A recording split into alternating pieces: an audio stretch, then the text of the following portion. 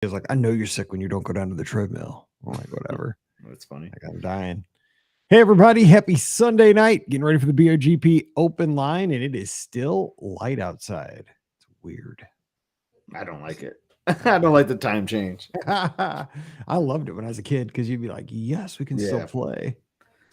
I'm going to hate it tomorrow morning when it's dark. When I'm going yeah, to that's work true. at school. That is true. Because it's been nice. I've been seeing the sunrise every morning on my way to work, and yeah. I mean, you'll still see it. You'll see it from while you're working. Yeah, it won't be as nice. It won't be as nice. It's fine. My goodness. I hate my it, goodness. So let me pull up the news. If we have to do it, it should be like on Monday at 2:00. It shouldn't be like it should be on Friday at 4:00 or something. Yeah, something like that. Yeah. Mondays are the worst day, so like just have it on a Monday at like 3:00 or something. I don't know. It's just I hate it. I agree. I'm with you. So yeah, hang it. My voice is a wreck because I've been a little under the weather. So we'll do the best we can tonight. We'll take your calls. We'll talk Disney. We'll talk. I got an article about Lighthouse Point. We'll talk college basketball. We'll talk a little college basketball. Utah State. We're just gonna make this like the sports hour. Is what we're gonna do. I know. That's what we're gonna do. All right, here we go. Man, sorry about that. Here we go. Yeah, dang. Yeah, sorry about that. My bad.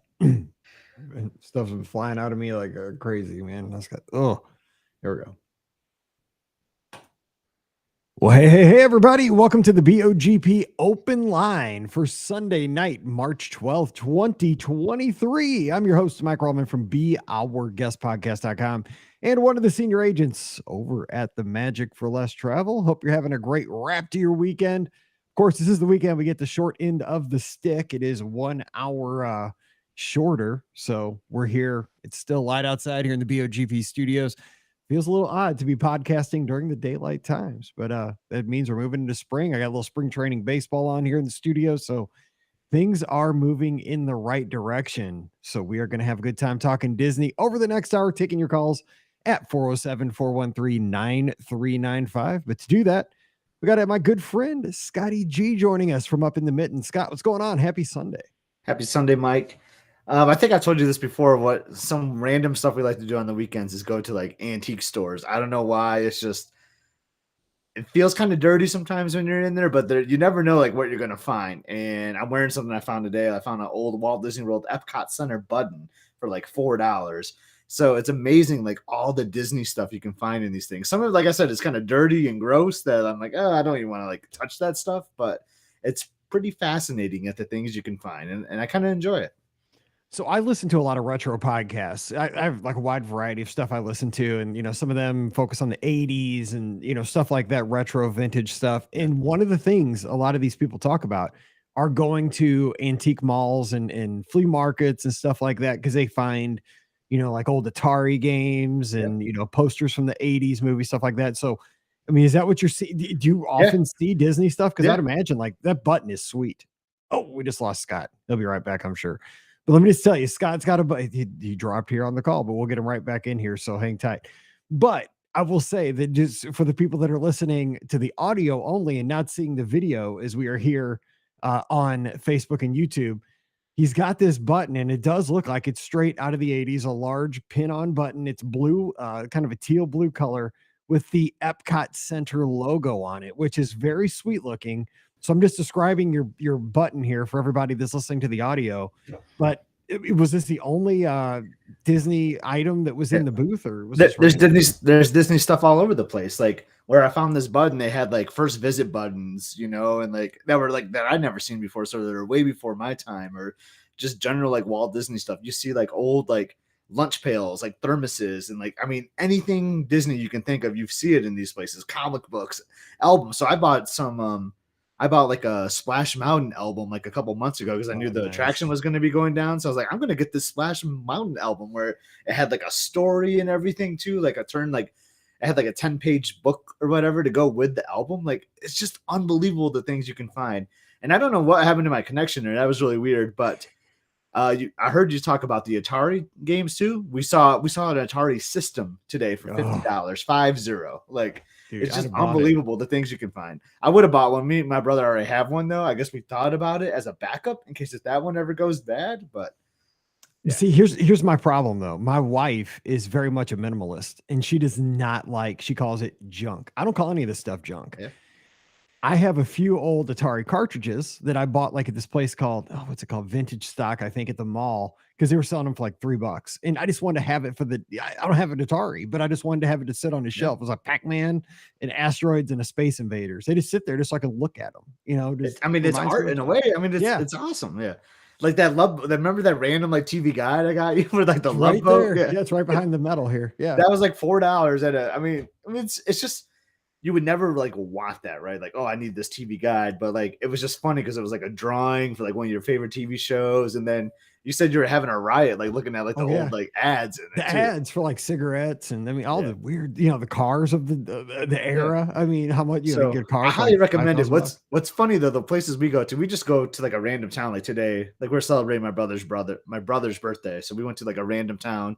in Grand Rapids, found this antique store, and we spent like 3 hours in there because they're always like huge, and there's so much stuff to look at, like from the albums to the video games and whatever. It's a big time killer if you're looking to just like to kill some time and like get some good laughs. So, and you never know, you might find some good Disney finds. So, highly recommend looking in your area. Yeah, I need to do it. We have a lot of antique places around here. Actually, we have one right down the street. So yeah, I guess I got to talk Pam into it. Yeah. Tough sell, but But I mean, you we'll don't work have on necessarily have to buy anything, Mike, but you can get some good laughs. Like say to Pam, like, "Oh man, do you remember this?" Like, it's just kind of it. fun, you know. That's what I do on Twitter every time because I Like, get all those memes. But I'm yeah, sure you'll see so much like Cardinal merchandise too, right? Like, oh oh my yeah, god, like here's like a program from when we won the World Series back in yeah, '82 or 82. whatever, you know. Yeah, look at you. Yeah, and probably in some football Cardinal stuff from back when because they were my Exactly. team back in the day, 2 football teams ago in St. Louis. Anyway, so let's talk Disney. That's why everybody's here. So right now we have, we got news just a couple of days ago that Lighthouse Point, we're going to be able to visit the second private island with Disney Cruise Line here starting in summer of 2024. So in about, 15 months or so, going to the new island. So what do you think about that? That's exciting. I mean, so that means they're probably going to do more like Bohemian cruises, I'm guessing, then, right? Like when that Oh, yes. happens, because the ships are kind of spread out a little bit right now, so that would make a lot of sense.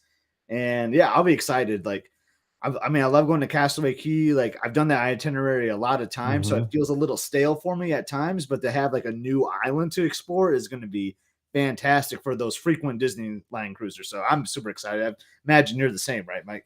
I'm super excited always for a new experience, because it's always exciting to get a new ship, but this will be a new destination that Disney owns and can control the story and the experience Yep. throughout the day on the island. And, you got to think about it. Castaway Key, Disney put that together over 2 decades ago now. Yeah. That was in the late 90s.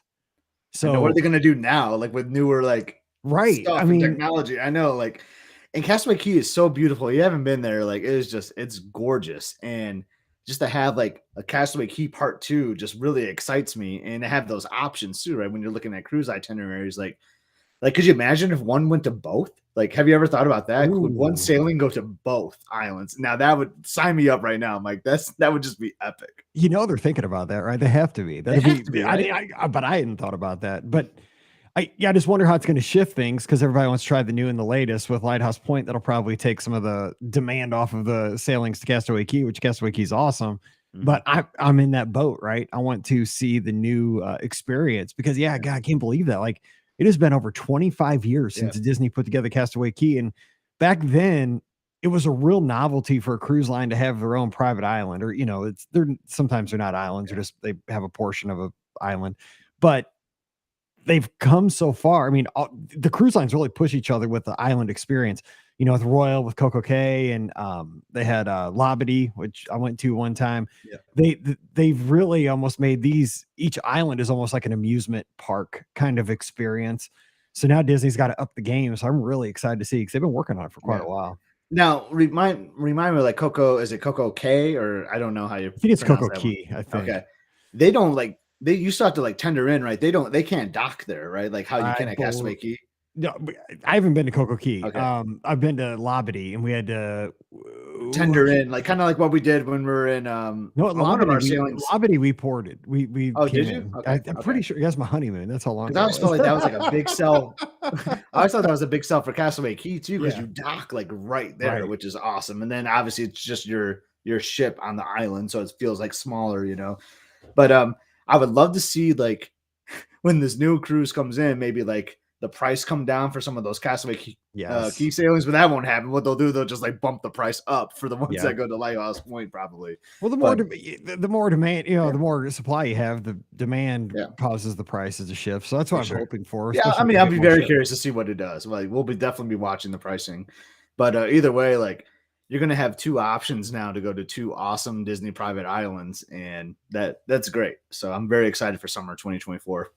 Well, see, Disney really kind of thought outside the box when they brought on the Wish, right? Because I thought the brand new ship would be doing the longer, like more expensive cruises, Yeah, right? That's what I thought pre, announcement. And then they bring out the Wish and they do it on the most popular and what used to be the most shortest. Yeah. affordable, shortest cruises to the Bahamas.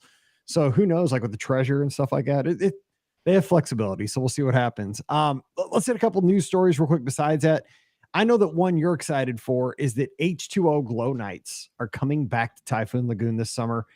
So I'm in this situation with the Be Our Guest podcast cruise we have coming up in just over 100 days, not very long, where my girls do not have tickets.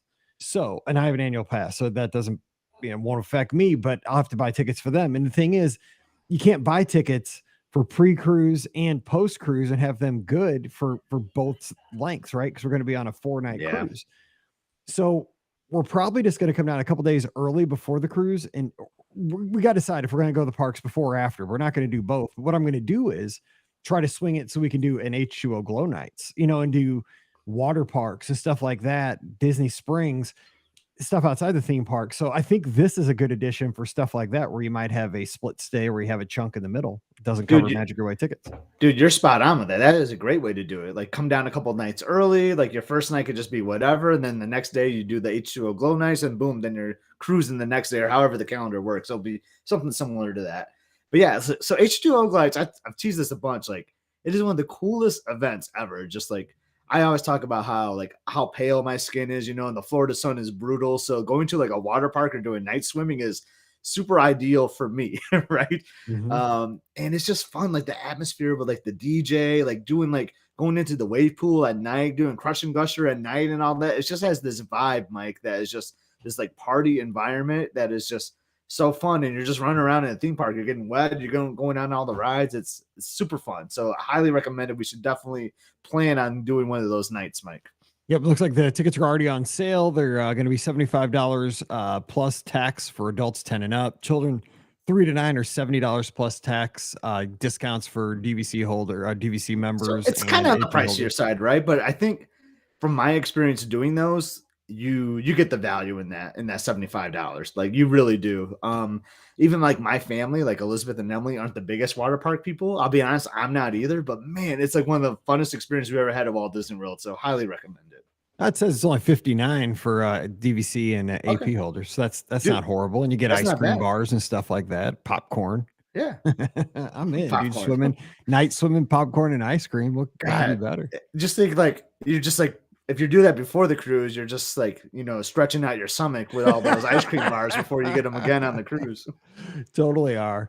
So, we experienced this out at Disneyland. We were there this past summer. We had Genie Plus. We used it in the parks, and it worked out great. We both agreed like Genie Plus was amazing at Disneyland just because of the density of attractions and how you can bounce from one thing to the next so quickly, and you're constantly like, just what's available now? Okay, let's do this.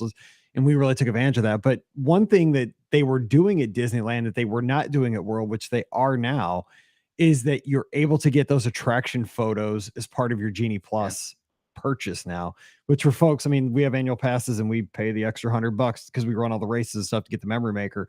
But if you don't have memory maker, this is a great, I mean, it's something that Disney's giving you that they weren't giving you before. I mean, with the price of Genie Plus, yeah, you should probably been getting that all along, but at least it's moving in the right direction. Get those attraction photos It's now. gonna be a really good thing. So a great example of this is my boss went down recently. Not an annual pass holder, first trip as a family and all that. We talked it through, and she's like, I think I'm gonna do Genie Plus. That's where she landed on. But then she like messaged me like, Scott, like I'm getting all these watermarks on my photos, and that was kind of frustrating for her because I told her like go to all the photo stops. Me as an annual pass holder that pays for it, kind of like I gotta admit I kind of forgot about that, right? Because you get so used to it, and so then like we kind of know the workaround with friends and family. So like I linked her up with my Disney experience so that I can get her the photos, but that is a perfect example where like that could have really benefited that family so much, you know, like what if they didn't have like another friend that they could link up with? So having that on your photo, having the photos on your Genie Plus just really increases that value for those guests that are buying that are usually like, you know, once every couple of years where they're not annual pass holders. I think that's going to be really great. I'm excited for it. Yeah, I am too. And the thing is, I think it benefits Disney as well because it almost gives them, I mean, we're saying it's kind of like a goodwill gesture, which I mean, it's really not. It's just, it's giving a little more value to the purchase. But think about it, it's a digital asset. It's not costing them a whole lot of money to give you access to that non-watermarked photo. And what are you probably going to do with that 50-50? You're going to share that on social media, Yep. you know, and people could see it. So I think it's a win-win for both. Absolutely. So, I think this is something that's been missing since it launched in Walt Disney World. They did it at Disneyland. I mean, why not do it at World? And that's the exact scenario that I was just talking about with my boss. Like we weren't annual pass holders. We weren't getting photo pass like tied to our ticket. So having that, like, and we downloaded all those photos. We were making sure we were doing all extra photo stops and all that. And we had hundreds of photos that were included in our Genie Plus. It was perfect. Those are such good photos, man. That was such a great trip. And I can't wait because I get to go out here in a couple weeks to get to see some of the Disney 100 stuff, the new promotion. So we'll be talking about the new parade. We're going to be talking about the California Food and Wine Festival they have at California Adventure. We get to check that out. We get to see the new World of Color show. So we'll be talking. I'm so excited for you. That's all awesome, man. It's going to be a quick thing, man. In and out like in 2 days, going all the way to the West Coast. So we'll just hope I make my connection. Speaking of Disneyland, I'm going to be calling Disneyland if you're listening to the live show on Wednesday. So if you're listening to on the feed, I would have already done this where I'm going to try to book one of those new tower rooms for a vacation later this fall. I'm getting like Run Disney nightmare fuel from this, you know, from my last registration where I'm getting like shut out. So we'll see how it goes. But this is what's going to happen. Like I'm not going to get through, or B, they're going to tell me it's like $1,400 a night or something. And I'm like, no, thanks. Because like, you'll be like, I got right through in 5 minutes. This was way too easy. It's because everybody else is hung up because it's your 27-year allotment of points to stay for 3 days. Right. I don't think it's going to be points. I think they're doing it because I don't think they know what the points charts are. So I think these first call-in days or whatever is going to be cash. And I'm so nervous, like how much it's going to be. Like I'm looking at the Grand California pricing and thinking like, it's probably going to be similar to that. Like, I don't know. So we shall see, man. My wallet is very scared at the moment. But they look sweet, man. As soon as I saw those pictures, I was like, wow. We might not be going as I planned, but we'll see. We'll see how Wednesday goes. I'll report back. Awesome. Yeah, the Disneyland Tower, because we were there, you know, watching it kind of when we were there this summer, it's probably halfway done. You know, they're still working on the exterior, hadn't started to the interior, but the tower was there. Yeah. And with that finished, it's going to kind of close that whole pool, you know, Tangaroa Terrace, Trader Sam's area in. I think it'll be a cool vibe. And there's going to be a new pool. Because remember, we were talking about that. Like, what's going to happen to the pool situation? Because, you know, this summer, that pool was packed constantly. I know it was 4th of July week, but still, it's busy at Disneyland. And it looks like the rendering does have a separate pool. I don't know if that's going to be DVC only or not, but at least there's going to be some other pool option, which will be good. And Katie's asking about Genie Plus at Disneyland. You still can add it to your tickets as a part of the package, which is a bonus. I do that for guests all the time. You have 2 options when you put your package together for Disneyland. You can add the park hopper, just like you can at World, but you can still add Genie Plus to your tickets for the length of stay, which I'm just telling you, that's the best money you'll spend. I'm not trying to get you to upgrade your tickets. I'm just saying you'll be happier in the parks because you can just get right on that app and bam, bam, bam, bam, you know. And it's already, it's kind of like when you do like the dining plan and all those like other things back in the day, you're just prepaying it, which is good. And then you get to your trip and you don't even have to worry about it anymore. Such a nice feeling. I wish they still had, I mean, I know it's a demand thing, but I wish they still had that at World. So we're talking about, I do too. Yeah. Yeah, Disneyland's a good time. So we've talked Disneyland, we've talked Walt Disney World, a little Disney Cruise Line, but now it is time to talk to you. So give us a call. 407-413-9395, 407-413-9395. Give us a call and we can talk about anything you like here on the show tonight. One other thing I want to bring up, Scott, and this does benefit you and I as annual pass holders and some of our listeners that are live in the chat, I see, is that starting on April 18th, so we're getting closer, we're about a month away, You will not have to make theme park reservations except on Saturdays and Sundays after 2:00. If you want to just have a sleep-in day, go into the parks later in the day, why don't you have to think about it? Just hop in. I don't think they're ever going to get rid of theme park reservations, but if I did think they were, this would be like, are they testing things? Is this step one to get rid of them? Seems like a test. Yep. Maybe. It does seem like a test. But yeah, that's a good thing, especially if you're local. Now, for us that aren't local, where we're staying on site, you could just do like a pool day in the morning, right? Which we've done plenty of times, right? Actually, like rope dropping the pool is one of my favorite things to do because you can get prime seating, it's not as busy.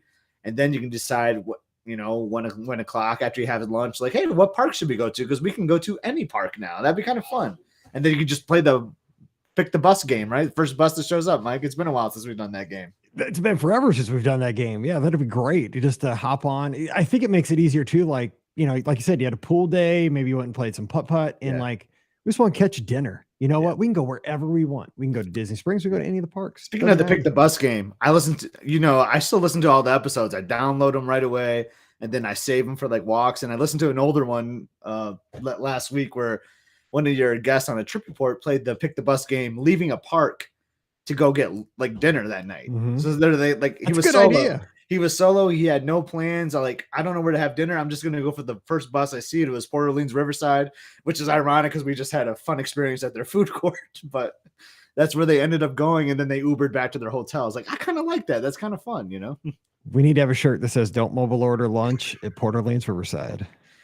It's just not. But it should be like the design should be like a yellow restaurant ticket or something too, like an order ticket. Yeah, totally. All right, we have our first call tonight. It looks like it's Alfred back on the line. Alfred, hey, how's it going? Like order ticket. Yeah, totally. Oh. Alfred, you there? I could hear it. Alfred. Our first call tonight. It looks like it's Alfred back on the line. Oop. Alfred, you there? Hello. Hello. What's up, Alfred? Alfred, you there? Hello. Alfred, hey, how's it going? Order ticket. Yeah. Hello. I hear myself. Well, try it again, Alfred. It's 474139395. Hopefully I got everything set up right. It looked like it was set up right earlier, so we'll see. Sorry for delay. All we can hear was you again. So I know it's like I used to listen to KMOX Radio, which was our talk radio station here in St. Louis. I'd always be like, turn down the radio. We had this old grumpy guy that hosted the overnights. Turn your radio down. I don't want to hear myself. He'd just scream at people. Turn down the radio. There I am again. Hey, Alfred, what's going on? Alfred, are you there? Hello. Hello. What's up, Alfred? Hello. He can't hear Alfred, you, Mike. He can't hear me. Turn your radio down. I don't want to hear. Okay. Well, we'll try to figure that out. All right. So let me see. Yeah, while we're live stuff is always a treat. So let me check one other thing here real quick. And the master computer. Let's see here. I bet it's this one. Okay. Check. Let's try one more time. Hey, Alfred, what's going on? Now we're spinning the wheel. Alfred, you there? Hello. Alfred, are you there? Hello. Hello. What's up, Alfred? Hey. How much? How are you? I'm doing good. How are you? Wait, I can't hear you. You can't hear me. Hello. Check. Alfred, you can't hear me? I can't hear you. Oh, well, let's see. Well, we'll try to figure that out. All right, so let me see. Well, that's a bummer. That's no good. All right, let me try one thing real quick. I'm going to troubleshoot it myself real quick. This is great radio. Hang on, everybody. Gotta love improv live radio. Live talk. Live troubleshooting. Hello. He's right. Can you hear yourself? No, I cannot. I could earlier. That was a good response. I can fix this. Hang on. I gotta fix it real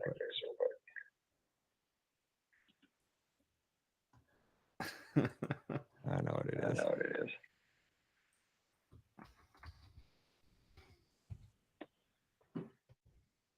Oh, well. Oh, my goodness. Now it's falling. Now the wheels on the bus are falling off hard here. Let's try. Should we try one more caller? Let's try. Hey, caller, can you hear us?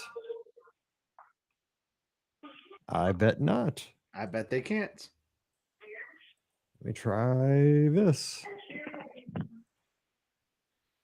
Go back to main. Caller, can you hear us? Hello.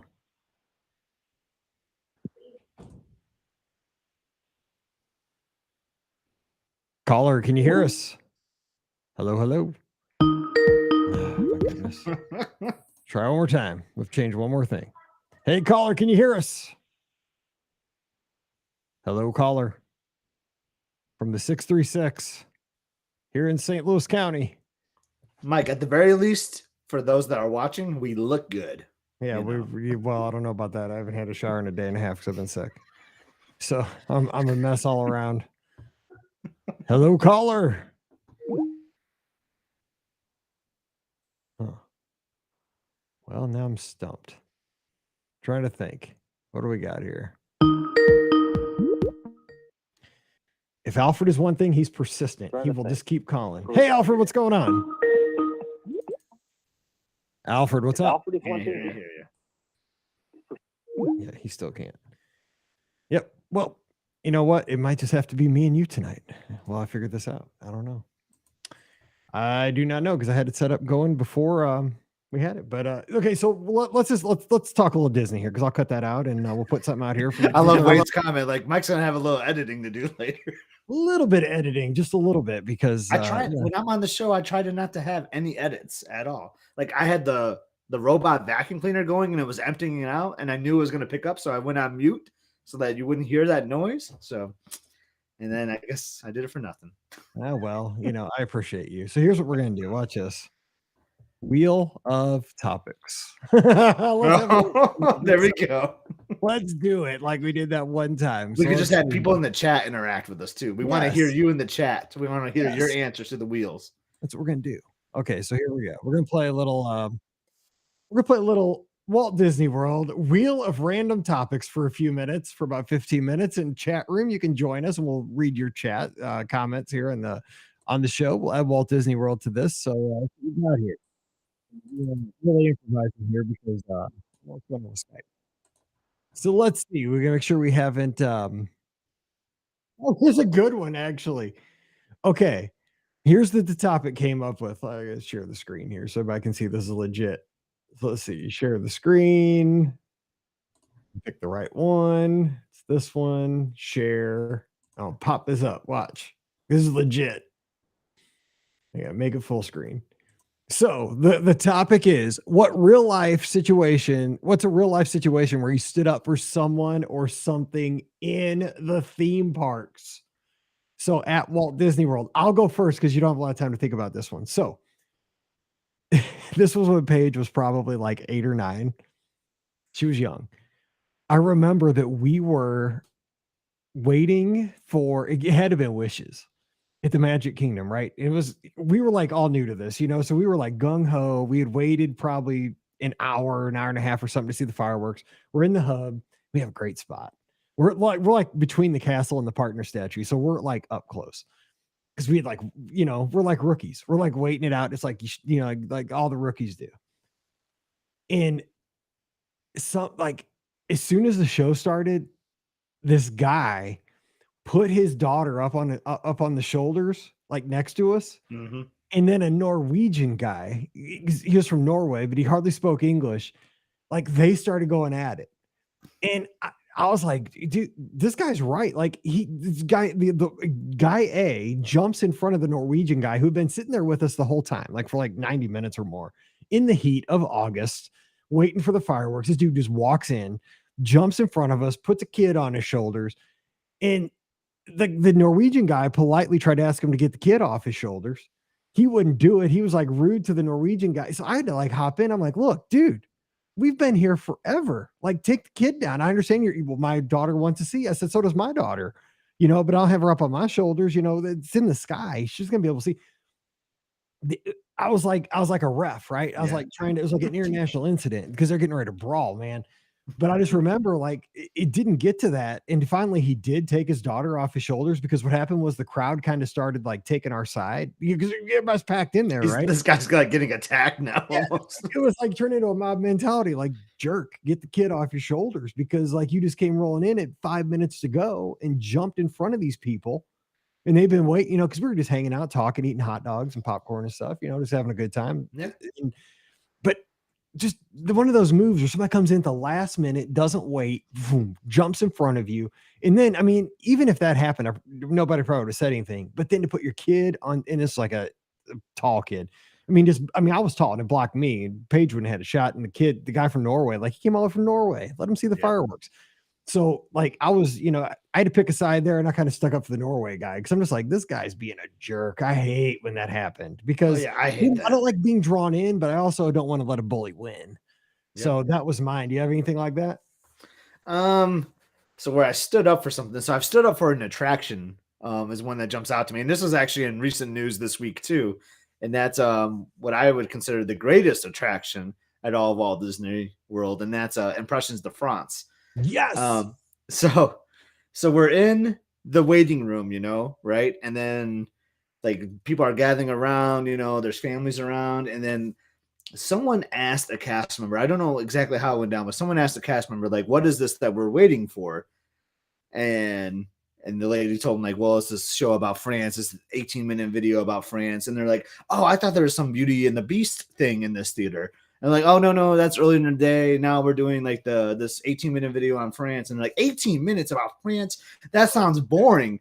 And I just had to jump in because like I knew like they were like hating on it. I was like, I just want you to know like this theater is like so nice. You can sit down. There's great music. There's great visuals.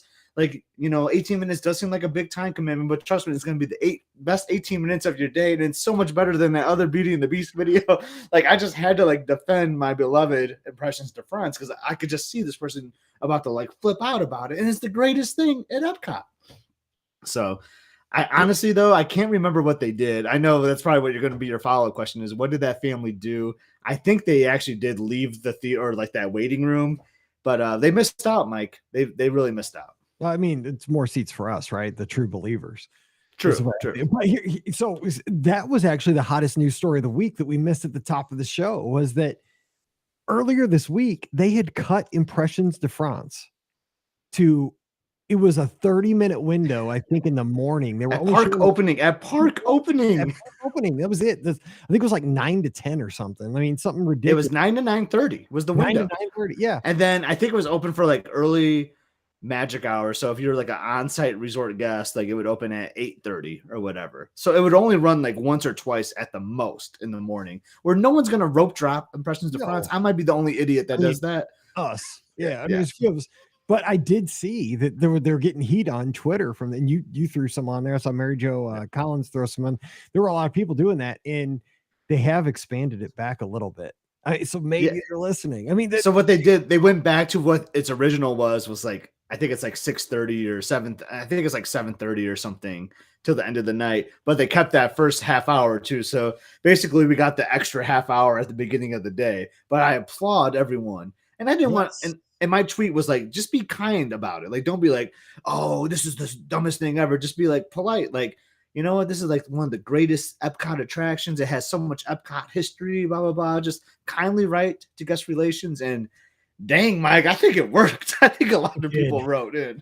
Well, because it's not right. I mean, that is just a taste of old Epcot. And it's better in the early.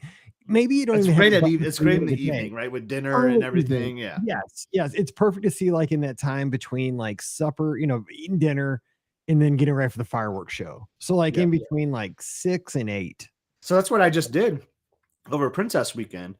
We had dinner at Yachtsman Steakhouse, great meal, like around 5, 6 o'clock or whatever. Took a little time. Then we took the boat over to Epcot and into International Gateway. We walked to France. We watched the film, and then we watched Harmonious. That was like the perfect night in Epcot for me. Like it doesn't get any better than that. Sounds perfect to me. All right, Deanna's got a question actually here, so we'll do a question here too. So it says, "Good evening, Mike and Scott. I'm hoping to get your thoughts on the morning of a cruise. We're going on a 7-night cruise on the Fantasy in May, flying in the day before from New York and staying at French Quarter. I was thinking of booking breakfast at Boma the morning of the cruise and aiming to get a port arrival time around noon. What do you both usually do the morning of your cruises? Does this sound doable? Trying to make the most of my limited time. We're going to stay at Coronado for 2 nights after the cruise and going to the Magic Kingdom for 1 day then. Great idea. I've Now- done exactly this. Okay, go ahead. Yeah, go ahead. So I have actually, honest to God, I have done a Boma breakfast the morning of a cruise. And let me tell you, I love Boma breakfast. It's so great. But like when I got onto the boat, the ship, like Yeah. I wasn't hungry. And then that's when I can start eating all the food for free. That's what I was going to say. yeah. I stop eating the night before because I know, okay, I'm going to get on the ship and I'm going to destroy it as soon as I walk on. So Deanna, what I recommend is like a small breakfast at your resort. Like if you go for a morning walk, or if you just need something to kind of tie you over, maybe like just like a small breakfast sandwich, or share like a bounty platter with the family or something. Just do something kind of small, because once you're on that ship, all you're gonna do is eat. So you might as well save a few dollars and not. As much as I love the Boma breakfast, it's one of my favorite meals on property. But like you're talking like $40 to $50 per person. Yeah. Just save that money a little bit and just put that towards something fun on the ship instead. So I would do a lighter breakfast. And Mike, I think you're 100% agreeing with that. 100%, because you're already paying for all your meals on the ship. And as soon as you walk on the ship, you're going to get great food. I mean, I enjoy the food. You're going to get, all kinds of wide options. Boma's great, but it's expensive. And if you get something just like a counter service or something quick at your hotel, I think at Boma, you could be stressed about the time. Even if you think you have more time, like you're going to be constantly looking at your watch, like, oh my gosh, we got to get out of here. Even if you go over like at 8 o'clock in the morning, it might not even be, you're just going to be concerned about that. Where if you're just getting something counter service, you have more control over things, right? You just walk up, grab some, waffles and a Mickey waffle and some sausage and eggs or whatever, and just, leisurely take off whenever you feel like it. Boma, you got transportation time, getting over there and getting served, and even though it's a buffet, you still got, servers bringing you sodas and stuff in your bill. Yeah. And I guess it would depend on what I would also throw in there. I guess it depends on what port arrival time you get, because they are really, when I cruised last year, they're very stingy on your time, a lot more than they used to be previously. Yeah, so if you end up getting like 2:30 or like a really late time, then you might want to do, because like then you're going to be really hungry, and then everyone's going to be hangry, and like you don't want to start a cruise off with being all angry because you didn't get enough breakfast, So if your port arrival time is super late, you might want to reconsider some of that. But I think you're going to be better off not having that huge meal, because when you get on their ship, you're going to want to eat. Like that's how it is. Like that's the first thing you do. That's the first thing everyone does. They get on the ship. They take a photo of the atrium. They hear their name called. Boom! Like I'm going to Cabanas. That's totally it.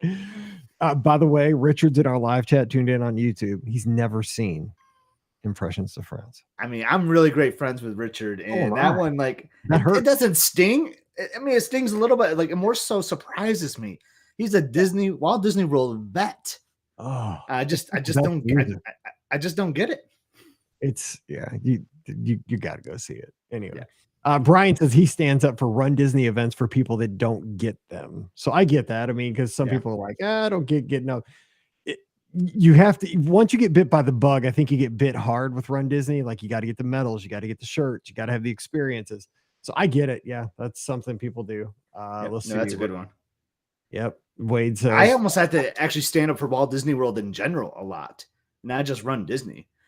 Coworkers are like, Scott, you're going again? Like, why? Like, why do you go so often? So like, I almost feel like I have to stand up for Walt Disney World as a whole, because I love it so much. I agree. Well, speaking of Run Disney, Tom's got a question. Is running the Spring Surprise 10 miler. This is going to be his first Run Disney event. Nice. That he won't have a rental car. Do buses run regularly enough from Pop to the Expo, or should I plan on Uber? Yeah, there's buses constantly running from Pop to the Expo, like every 10, 15 minutes. You will have no issues. Yep. And that's a good place to be. That's the closest resort to the Expo. So yeah, I stay there for every race of just about. And yeah, I mean, the buses are that's one thing about Pop Century and Run Disney events, man. The buses are unbelievable. Knock on wood, because that's where I'm at for Spring Surprise too.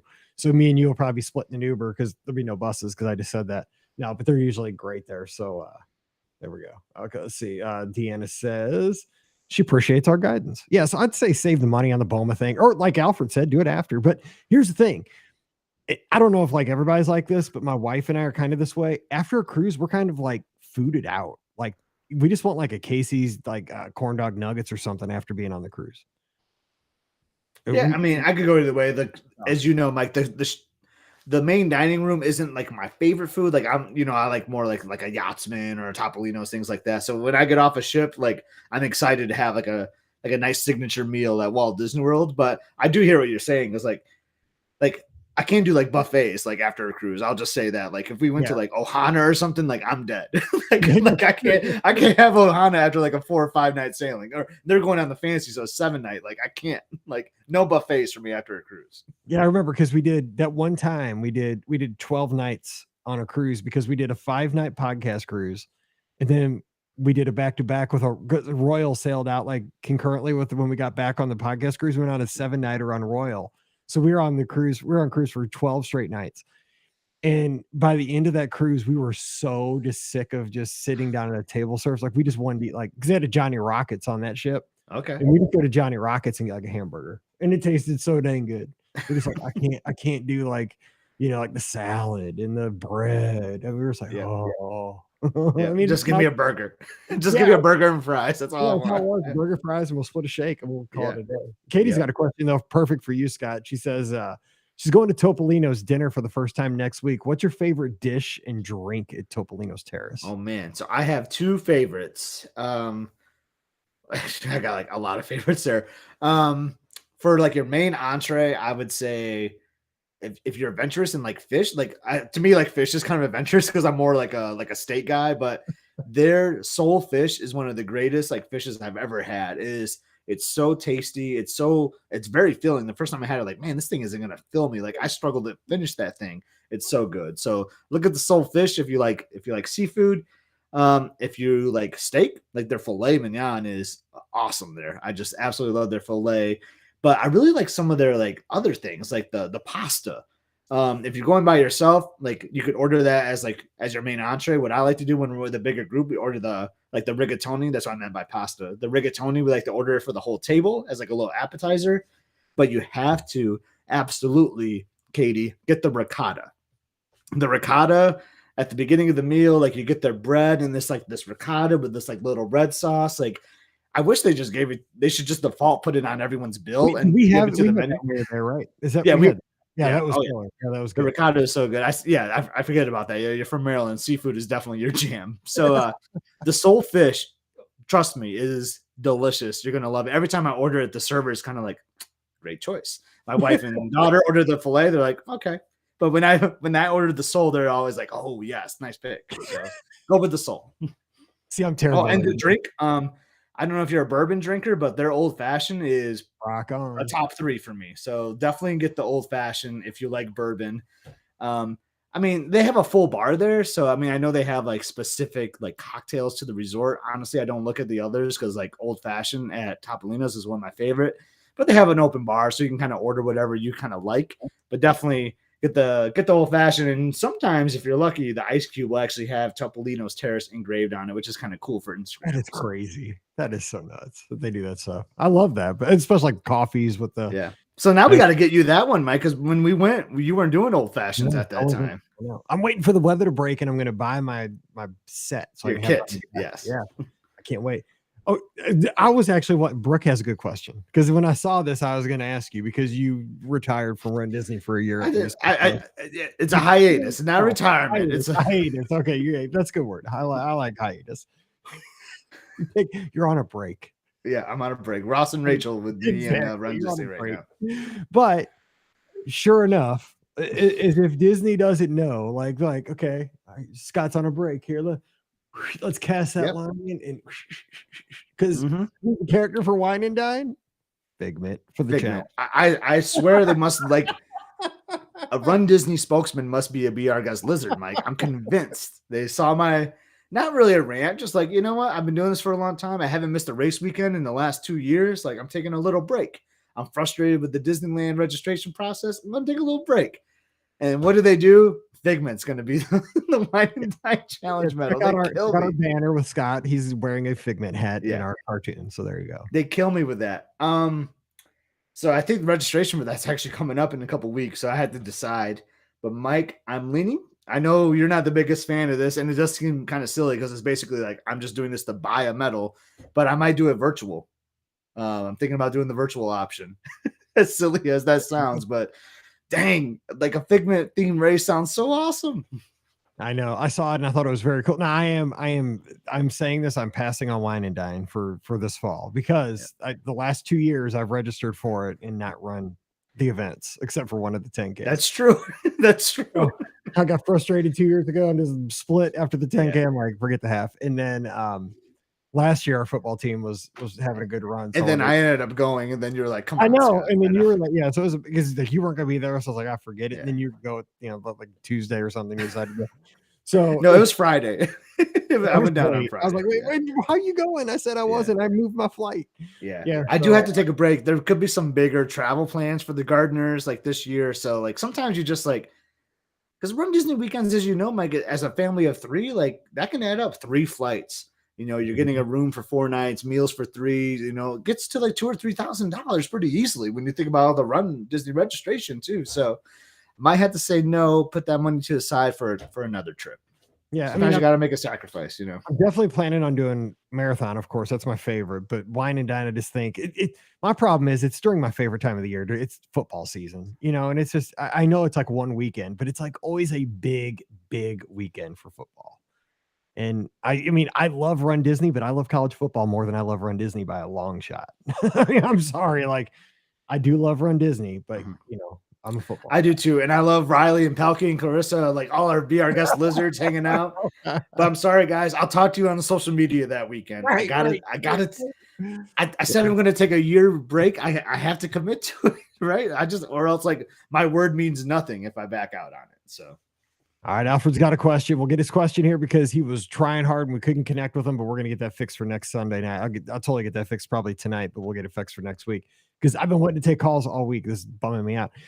Scott's opinion, if you book a last-minute hotel, which hotel would you pick? Like if you had to do last minute, I guess availability. So there's a lot of variables here. I actually just had to do this because we came down a couple of days earlier for Princess because of the weather. Honestly, one thing I look at is price, Alfred, like availability and price. If the only thing available is the 3-bedroom villa at Old Key West for like a couple $1,000s a night, like I'm not going to do that. So exactly. Not happening. Yeah. So I have stayed in the values, right? Like I don't mind the all-stars, like Pop Century, I absolutely love. So with those last minute trips, like everything is going to be a jackpot, right? Because you weren't planning on going on vacation or whatever, like you just wake up one day like, hey, let's have an awesome weekend. Let's go down to Walt Disney World.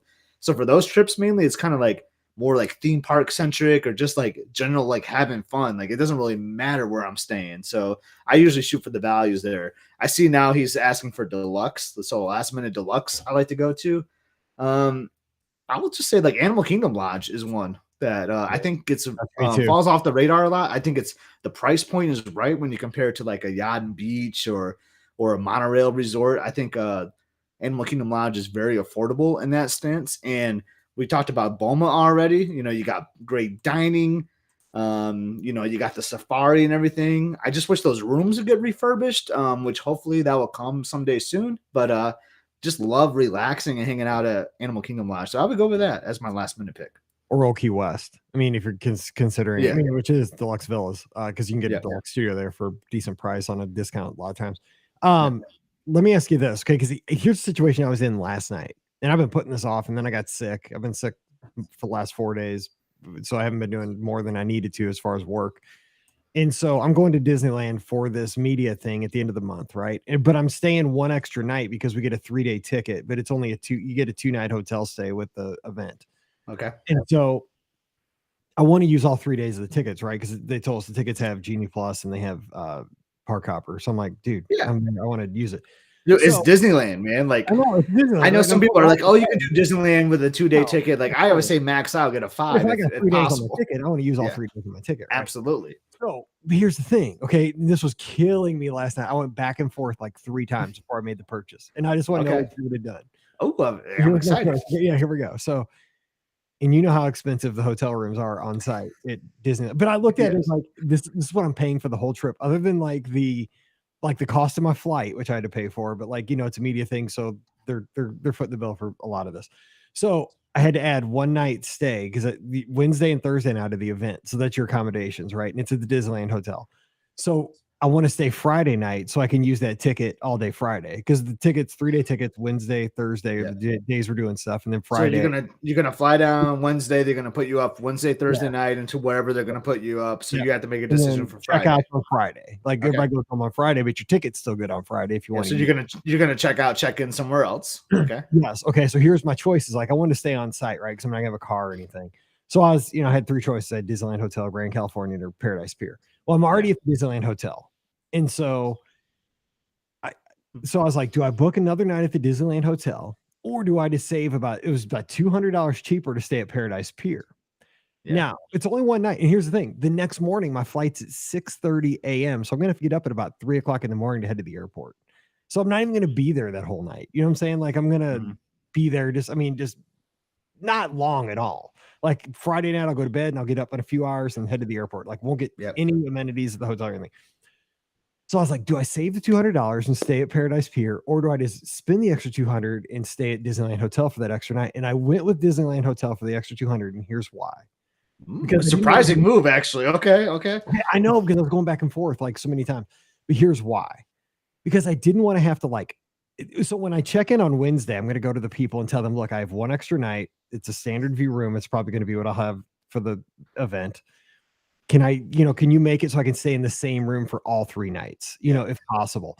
The thing I didn't want to have to do was like on Thursday night or Thursday, once the event's over, to have to take everything out of my room, drag it over to Paradise Pier, go through the check-in process again. What I'm doing is I'm rolling the dice on the opportunity that I won't have to recheck in and check out, or that it won't be so time, such a time hog.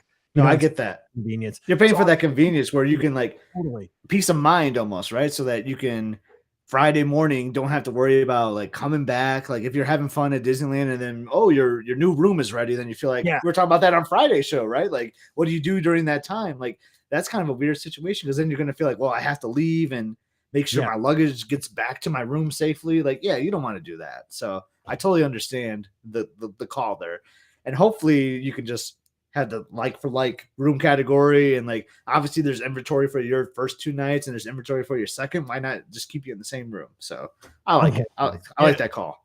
I hated paying the extra money though, and I wanted to experience Paradise Pier, to be honest. Like they have a different hotel, but I mean I could just see, because I know Thursday night part of the agenda they've sent us, like we're out late Thursday night, like because it's like World of Color and something after that, so you're gonna get back super late.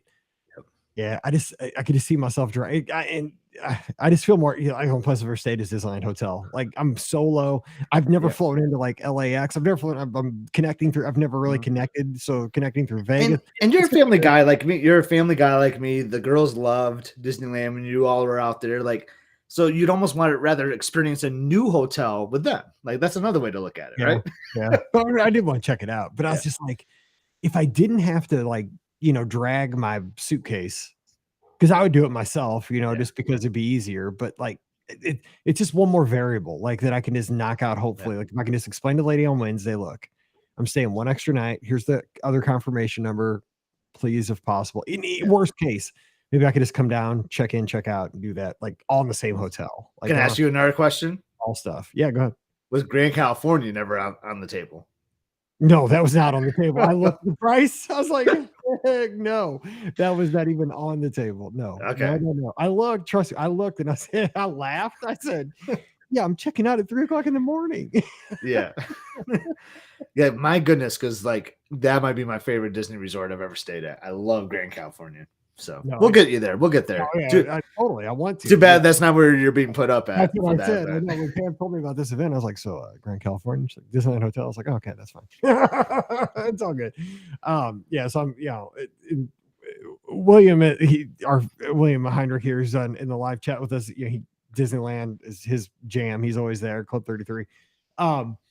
But he's mentioned LAX is kind of a dump, and Long Beach I loved Long Beach flying in there, but they're giving us rides from LAX to Disneyland and back. So that's why I'm going there. And plus I just want to see, I've never seen LAX. I've seen it like in Chips, like in all these TV shows in my childhood.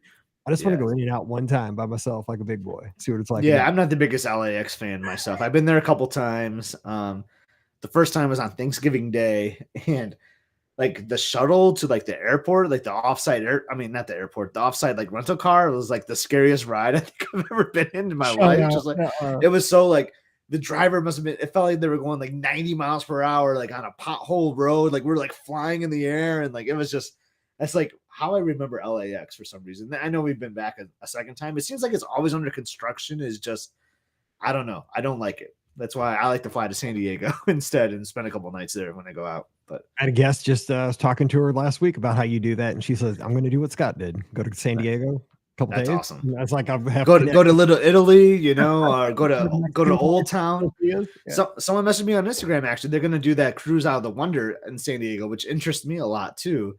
And they're asking like where they should go. I talked about the Old Town Mexican Cafe. Man, that place has the best homemade tortillas I've ever had in my life. George was just there recently too. Our good friend George. Yep, got to get out there. Let's see. We had a question here. This is kind of fun, even though I promise I'm gonna get the phone lines fixed for next Sunday night. Because I'm kind of liking this though, like the like a listener question show kind of. This is basically like Scott and I just talking on the phone at this point. But thanks for hanging with us on the party line. Stephanie's asking, is there a way around getting everyone in the room the same tickets? We have a friend joining us for only part of our trip. We'll have a package with 4-day hoppers, but she only needs 2 days. So the only way to do that is you book the room as a room only, and then everybody else has to buy their tickets a la carte. So that way everybody can have the flexibility to buy whatever ticket they need. But yeah, everybody in the room, like if somebody is on there and, you know, everybody has to have the same length of ticket, and if everybody either has to have park hopper or not. So they have to have the exact same tickets. You can add a person as a day guest, but that wouldn't work if they needed tickets. Like that'd be for somebody that wouldn't, like if you just need somebody in your room for like 2 nights or just hanging with you for a couple days and they have tickets already, you can do that at the resort itself after check-in. But in this case, you would book it as a room only and everybody would buy their tickets a la carte. And then once you link them through My Disney Experience, it kind of works like a package anyway. But it's the problem with that is, in the package, everybody, you just pay a $200 deposit and everybody's got their tickets and everything up front until you make your final payment. Everything's good. With this, you'd have to pay the first night for the room only. So the deposit's different there. And then you have to pay for the tickets in full at the time of purchase, which is kind of a hit, you know, more than the $200 deposit for everybody. So that's how you get around that. Awesome. So, Mike, there's a non-Disney comment here that I just want to quick address. So William said in San Diego, go to Hodad's. Bacon burgers are amazing. I don't know if you know this, Mike, but you said Hodad's? Yeah, Hodad's. I was like, what? But the bacon cheeseburger was invented in Lansing. No way. Yeah. So I mean, I don't know like how. I mean, people probably always put bacon. I know. So yeah, but so there's an A&W in Lansing, A&W root beer. Okay, yeah. And there was a customer that always ordered a cheeseburger and asked to put bacon on it as like an extra. And then finally, A&W made a menu item, a bacon cheeseburger. And from what I've read and researched, that's the first ever like legit menu item that was a bacon cheeseburger. It was right here in Lansing. I'll go with that. I mean, I'm going with it. So God, A&W, we don't have really A&Ws around here anymore, but I used to love those. Yeah, and they were good. I haven't had one of those in probably 20 years. Oh, Jody's got a question. No, this isn't. She says, "I know this isn't listener questions, but it is." When the phone is now. She says, let's see. What is the best location for your room on a cruise ship if you get motion sickness? Are some decks noisier than others? Never been, and considering our first with family and friends for 2024, kids ages 3 to 9, or 2025, they'll be 4 to 10. Okay, so just in general, these ships are huge, and it's not going to matter that much where your stateroom is on the ship. However, Scott and I tend to really enjoy, well, I know we've done this before.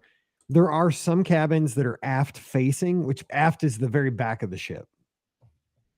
Yeah. And so they tend to have larger balconies, and they face, like when you're looking out of the back of the ship, you see the wake of the ship, which is pretty cool. Like you see like kind of the trail of where the ship's gone. It's really beautiful. And we'll sail those. Now we'll say they have bigger balconies, but those are noisy cabins because you are over the, like the engines, and you're over like the anchors when they pull into port, you hear the chain and stuff like that. So those can be a little bit noisier than other locations, but you gain usually a larger veranda for the same price as the other ones in that category. But what I don't notice a difference. What the general kind of thought process is, the higher on the ship you are and the more midship, the less motion you'll have. I mean, if you think of physics, that's right? Because if you're on either the extreme ends, you're going to pitch more, and the middle's not going to pitch as much. And the higher up you are, it tends to just make you, I think, feel better because you're above the water line, instead of like being down on deck two where you're right next to where the waves are crashing. Yeah. But I've sailed in deck two ocean view staterooms, like with just the big porthole. I was fine. And I do get motion sick. I can't do Flight of Passage. I can't do Star Tours. Guardians gets me messed up. So, I am one that gets motion sick, but the ships don't bother me. But I haven't had any problems. But they usually say higher up midship is your best bet. But what do you think, Scott? You've sailed a bunch of times. No, I think you're spot on. And like my wife gets a little motion sickness, not like too bad where she can't do some of these rides. I mean, like Star Tours, for instance, is one like she's retired from. I know you have too, Mike, where you two like can't do that anymore. Nope. But I like aft. I love being in the back of the ship. There's just something about that where it does tend to rock a little bit. So I would say like Mike is right because of my experience being in the back. Like I do feel it swaying some, but I love that feeling because it like puts me to sleep at night. So I would say Mike is spot on. Like somewhere in the middle would be perfect for a situation like that. Absolutely. Yeah, but again, especially like if you're doing a Bahamian cruise, say, the thing is the ship's never going that fast on a Bahamian cruise because you're not covering that geographically large of a footprint. When you look at like where Castaway Key is in the Bahamas, they're almost basically due east of Miami. Like you have well, at least I did. I don't know if everybody else did, but like when I was first sailing, I always thought that like when you really left Port Canaveral, like you were really far out in the ocean. Like when you went to the Bahamas, and I had this perception that you're really not that far. Like if you superimpose like your cruise route, like, over like a state of Missouri map, it would be only probably like going from like St. Louis, not even to Columbia, like where Mizzou is, which is not very far, like 120 miles or so, but it seems, I guess, because there's no landmarks or anything on the water, it feels exotic, but you're not really going that fast. And, most times of the year there's not many waves. I've never, I mean, knock on wood, I haven't had rough seas. For sure. All right. So, well, that is going to just about wrap it for this crazy show where we did one wheel of random Walt Disney World topics. We did some listener questions and we destroyed the phone lines. So, I mean, what are you going to do? It's success. You know what I say? It's March Madness, baby. We're kicking it off early here on a Sunday. We screwed it all up. So, yeah.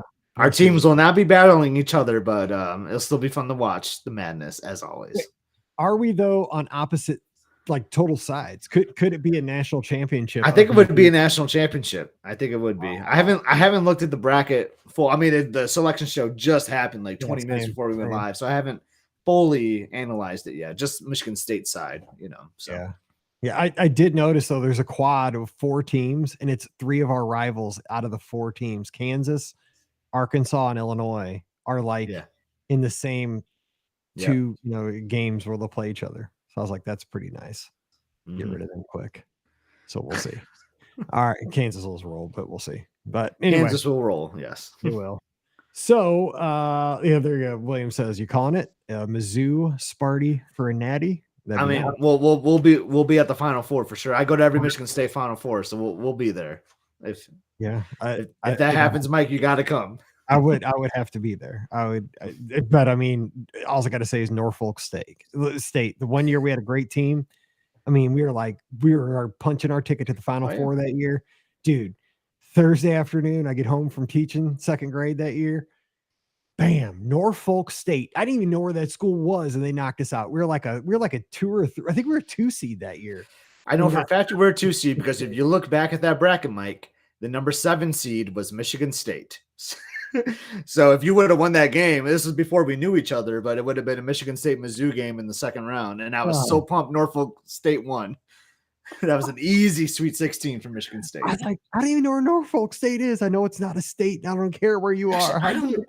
Now I say that, I don't know if we would have been a Sweet. I don't know if we would have played in the 2nd round. I know we were somewhere around there, and I was excited that Mizzou got dropped early because I knew we were in that bracket area somewhere. Now I'm going to have to look it up and send it to you. All I remember is I got my iPad 3 that day because it came in the mail. I think it was my iPad 3. It's an iPad. And I was so excited that I was just like, oh, at least this dulls the pain. Because I mean, like as a Mizzou fan, Oh, yeah. a disappointment. Like it's constant. It's just the story of our life.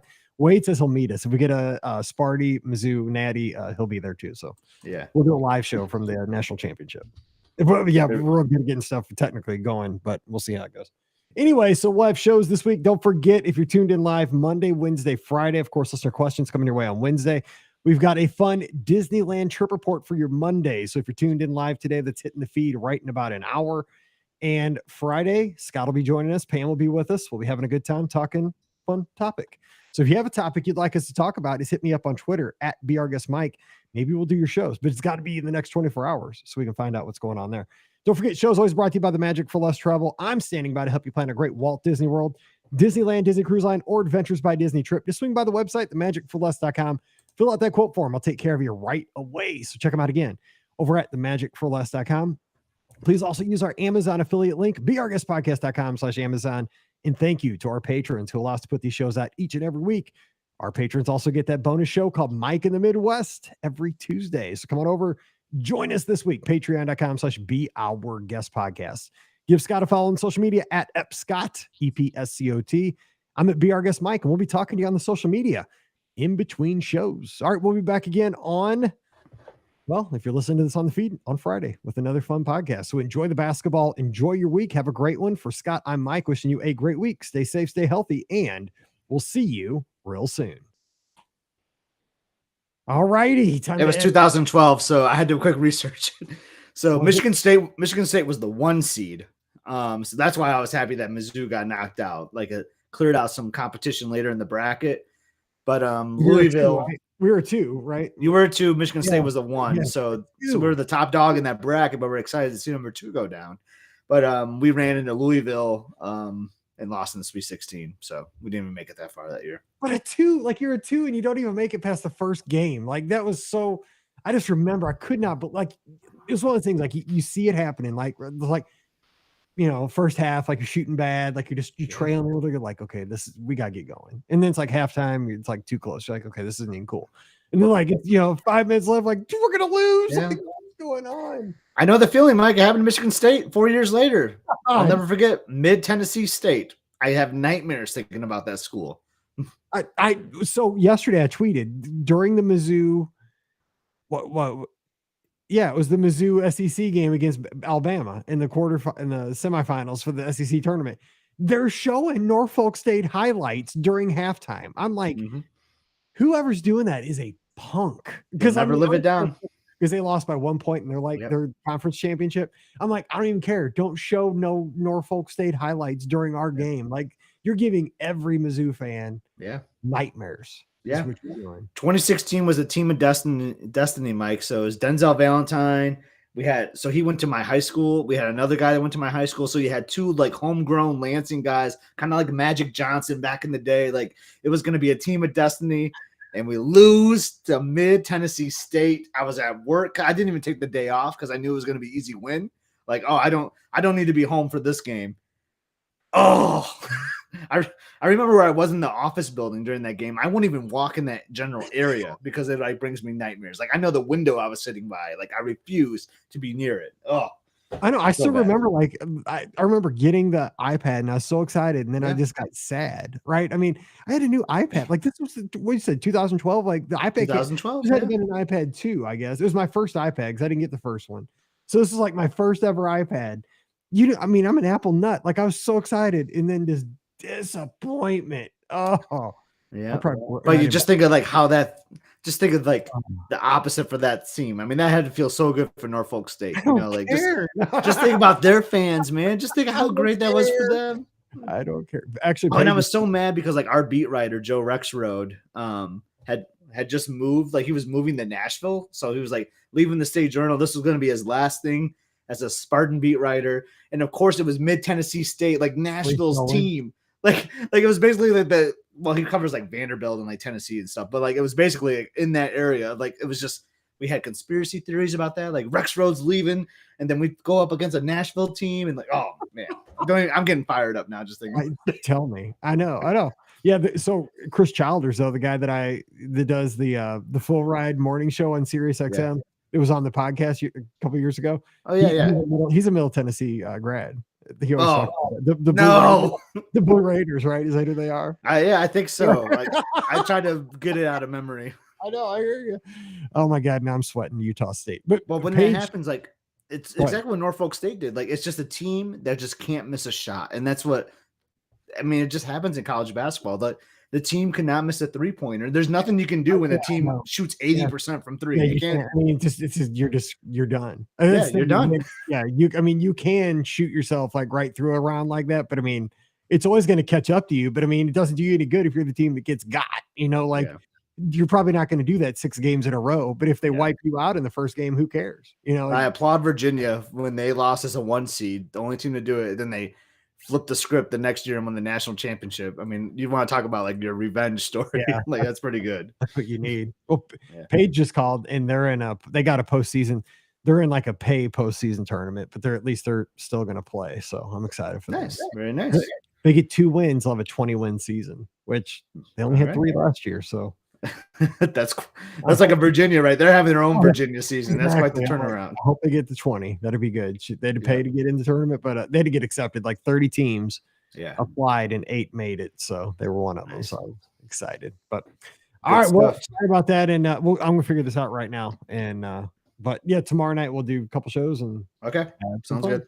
All right, have a good day. I'll see you. Yep, see you everybody.